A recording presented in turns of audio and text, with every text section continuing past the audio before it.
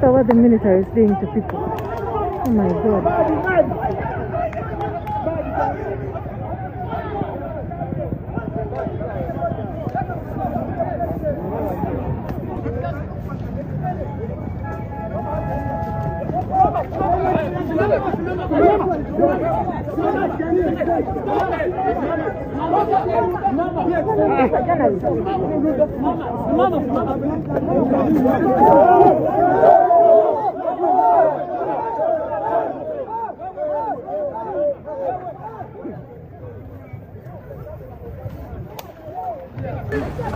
I've not done anything wrong. We are not. Come here, my brother. We have not done anything wrong. It's all right. They're doing it for this young. Look what they are doing to us. Look what they are doing to us. It's okay, my brother. It's okay. It's okay, magician. It's okay. We have not done anything wrong. We have not done anything wrong. Tetulina musango gwe tukoze. Naye laba amajje gali mu kweyisa. Laba police kyali mukola. Look what the police is doing. In the early hours of that day, as the sun rose over Gulu, a sense of tension lingered in the air, palpable and unrelenting. Citizens had gathered, compelled by a combination of civic responsibility, concern for justice, and the fundamental human desire for dignity. The ordinary residents of Gulu, standing resolutely, found themselves confronted with acts of brutality that challenged their very sense of safety. Reports indicate that the violence was not random, but targeted, and the images captured by the media reveal a scene of chaos and disarray. Yet, in the midst of this turmoil, the resolve of those residents, alongside the security personnel tasked with their protection, remained unshaken. It is essential to recognize the courage it takes for ordinary people to maintain their composure and continue their presence in the face of violence, a fact that underscores the resilience inherent within communities that are often tested by extraordinary circumstances. For those watching, it is a moment to reflect on the human capacity for endurance, and I encourage you to engage with this narrative, perhaps by sharing your thoughts in the comments or subscribing to stay informed on developments that bear significance far beyond the immediate events. The statements from the field provide direct insight into the lived experiences of those present. The gratitude expressed towards the security teams and ordinary citizens is not merely ceremonial. It is a recognition of the physical and psychological toll exacted by violent confrontation. I am sincerely grateful to the ordinary residents of Gulu as well as our security team for withstanding this savage brutality in order to protect us, one leader remarked, highlighting the dual dimension of courage, both civilian and professional. Such acknowledgements are critical, for they remind observers that behind every headline, every viral clip, there are real individuals who navigate fear and uncertainty with measured action. In parallel, the acknowledgement of media personnel, individuals who, despite being directly attacked, continue to record and report the events, brings forth another layer of resilience. Their cameras did not merely capture images, they preserved evidence and created a narrative that might otherwise have been lost to chaos. Perhaps if their cameras were not on, it could have been worse. The statement underscores the protective power of documentation, a principle that has long been recognized in the study of civic engagement and public accountability. The phrase Uganda will be free resonates not only as a political assertion but also as a symbolic declaration of hope and aspiration. It is a reminder that, in contexts where violence is employed to suppress voices, the persistence of those voices remains a form of resistance. Observers might analyze such declarations critically, considering both the potential for mobilization and the responsibilities that come with public rhetoric. Yet, the underlying human desire for safety, representation, and justice is unmistakable. Witness accounts amplify this perspective. Shouts of "look at what the military is doing to people," and expressions of bewilderment such as "oh my God, I have not done anything wrong," reflect both immediate fear and broader questions about the legitimacy of force in civic spaces. These utterances, while emotionally charged, provide essential data points for anyone seeking to understand the dynamics of state power, community response, and the role of public institutions in safeguarding citizens. Equally telling are the repeated affirmations, "It's okay, my brother," "It's okay, magician," or "We have not done anything wrong," which reveal the interpersonal dynamics of solidarity, reassurance, and shared vulnerability in moments of crisis. Sociologically, these moments illustrate the human instinct to provide emotional support even while under duress. It is also noteworthy that these interactions are preserved in recordings, allowing external observers to reconstruct not only the events themselves but the social atmosphere that accompanied them. From an analytical standpoint, this demonstrates the dual importance of both macro-level observation, assessing patterns of crowd control, military engagement, or law enforcement response, and micro-level analysis, which considers the individual and relational experiences within the broader scene. The engagement of the police, described in accounts as attacked or subjected to physical confrontation, complicates simplistic narratives of conflict. On one hand, the role of law enforcement is to maintain public safety and order. On the other hand, when officers themselves are targeted, the dynamics of authority, legitimacy, and escalation become more nuanced. Critical examination of these interactions requires acknowledging the pressures faced by both civilians and officers, the strategic decisions made under duress, and the ways in which communication, both verbal and non-verbal, shapes outcomes in high-stakes environments.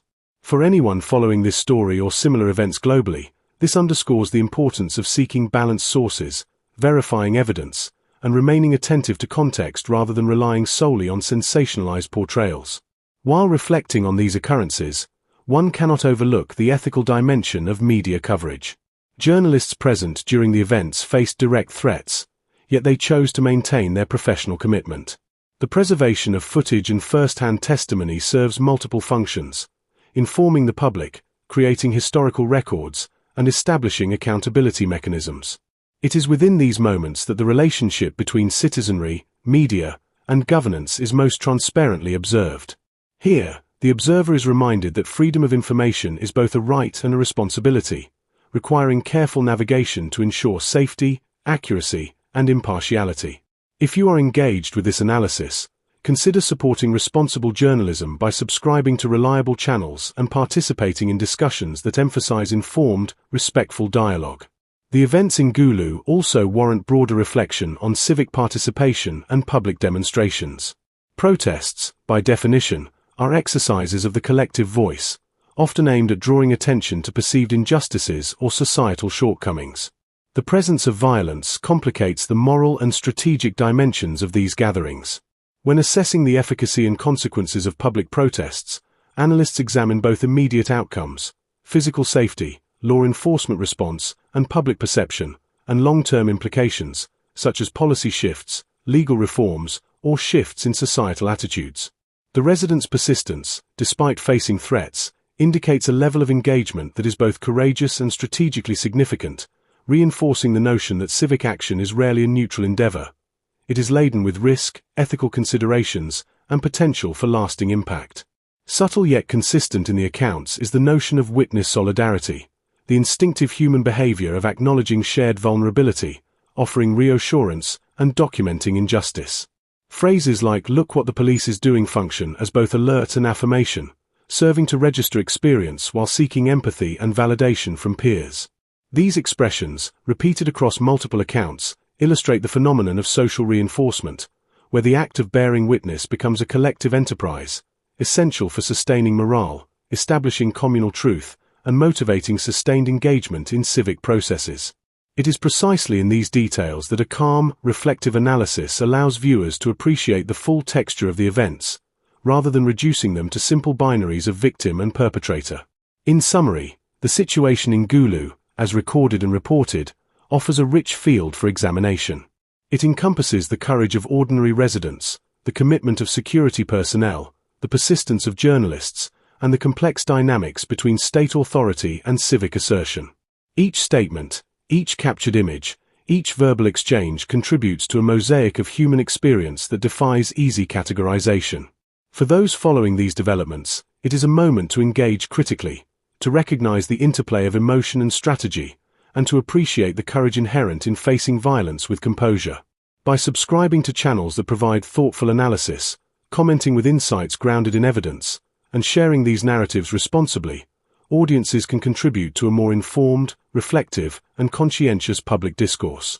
The historical context of public protest in Uganda provides essential insight into the events in Gulu. Across decades, civic engagement has frequently intersected with political tension, social inequality, and the quest for democratic accountability. Understanding these dynamics is crucial to grasping the weight of the moments captured during the recent demonstrations. The residents' actions cannot be viewed in isolation. They are part of a broader continuum of public assertion, often shaped by generational memory, cultural norms, and prior experiences with state authority. In this sense, Gulu represents both a specific geographic locus and a symbolic stage on which long-standing struggles for justice, recognition, and protection of human rights are enacted. Historical precedents highlight that where communities face systematic challenges, the act of assembling peacefully, speaking collectively, and documenting events becomes an extension of civic responsibility. In turn, this underscores the importance of media presence and public attention, as acts of observation create layers of accountability that may influence outcomes beyond the immediate moment.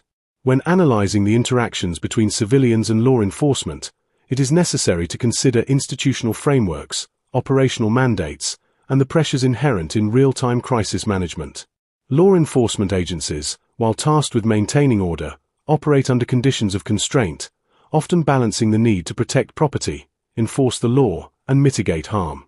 The reports from Gulu suggest a scenario where these responsibilities were tested under extraordinary conditions, with tensions escalating rapidly. Witness statements, including repeated refrains such as "We have not done anything wrong and it's okay, my brother," indicate both innocence and attempts to maintain calm, reflecting the nuanced interplay between human behavior and institutional response. For analysts, these phrases are more than emotional outbursts. They represent strategic social signaling, a means of asserting legitimacy and moral clarity in the midst of confrontation. Observing such dynamics allows one to appreciate the sophistication of communal resilience, which functions both as a psychological defense mechanism and as a subtle form of social negotiation. The role of documentation, particularly by journalists and media personnel, further complicates the analytical landscape. The preservation of images and testimony operates simultaneously as evidence, storytelling, and historical record. In modern civic contexts, the presence of cameras can influence behavior, shaping both state and civilian actions. The assertion that perhaps if their cameras were not on, it could have been worse reflects an acknowledgement of this phenomenon. From a critical perspective, the act of recording is not neutral. It introduces a performative dimension in which accountability is heightened, and actions are made visible to wider audiences, both nationally and internationally. Here, the observer is invited to consider the broader implications of media in democratic processes. A well-documented protest not only amplifies voices but also enables analytical rigor, facilitating objective assessment of incidents, policy evaluation, and the identification of patterns that might otherwise remain hidden. In examining the rhetoric of the protest, phrases such as "Uganda will be free" encapsulate both aspiration and political assertion. This statement operates on multiple levels, as a declaration of intent, a call to unity, and an articulation of frustration with systemic barriers. Linguistically, the phrase is concise, emotionally resonant, and symbolically charged, serving to rally both participants and observers. It is important, however, to analyze such statements critically, recognizing the dual potential for motivation and polarization. The power of language in public mobilization has long been studied, and it is evident that concise, emotionally charged statements can shape perception, inspire action, and influence public discourse. In this context, observers are reminded that critical engagement requires discerning the interplay between rhetoric, context, and potential outcomes, rather than accepting declarations solely at face value. Eyewitness testimonies reveal another dimension of complexity. Exclamations such as "Oh my God, I have not done anything wrong" highlight the immediacy of fear and confusion, but they also serve as ethical markers, signaling the violation of perceived rights. Sociologically, such utterances are significant because they provide a window into the experiential reality of those directly affected. They allow external observers to reconstruct not only the sequence of events but also the emotional tenor of the environment. Similarly, repeated reassurances, for instance "It's okay, my brother" or "It's okay, magician," demonstrate interpersonal strategies for coping with trauma. These expressions of empathy, solidarity, and psychological support are critical indicators of communal cohesion under stress.